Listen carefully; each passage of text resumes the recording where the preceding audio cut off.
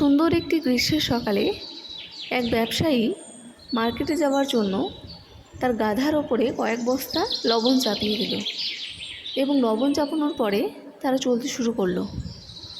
গাধাটি আস্তে আস্তে চলছিল, কারণ গাধাটি ছিল একদম অলস প্রকৃতির। সে কোনো কিছু করতে চাইতো না। আর চলতে চলতে নদীর কাছাকাছি এসে গাধাটি হঠাৎ পিছলে পড়ে গেল এবং যার ফলে তার ওপরে থাকা সব লবণের বস্তা থেকে লবণ গলে পড়ল এবং নষ্ট হয়ে গেল। কিন্তু গাধাটি মনে মনে ভাবল যে সে অনেকটাই আরাম পেয়েছে এবং সে অনেকটাই খুশি, কারণ তার বোঝা অনেকটাই হালকা হয়ে গেছিল।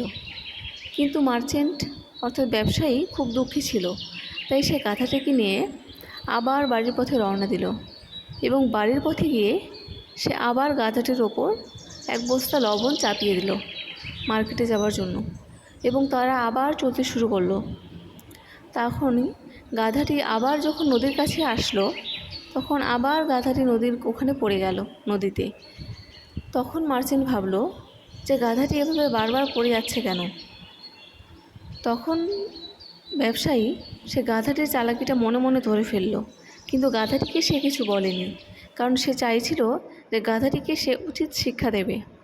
তাই সে আবার গাধাটিকে নিয়ে বাড়িতে গেল এবং এবারে লবণের বদলে তার কাঁধে অর্থাৎ পিঠে তুলোর বস্তা চাপিয়ে দিল এবং আবার তারা দুজনেই বাজারের দিকে চলতে শুরু করলো। চলতে চলতে আবার যখন নদীর কাছাকাছি আসলো, গাধাটি তখন আবার ইচ্ছে করেই নদীতে পড়ে গেল। কিন্তু এবার যখন সে উঠল, তখন সে বুঝতে পারল যে তার বোঝাটি হালকা হওয়ার বদলে আরও ভারী হয়ে গেছে।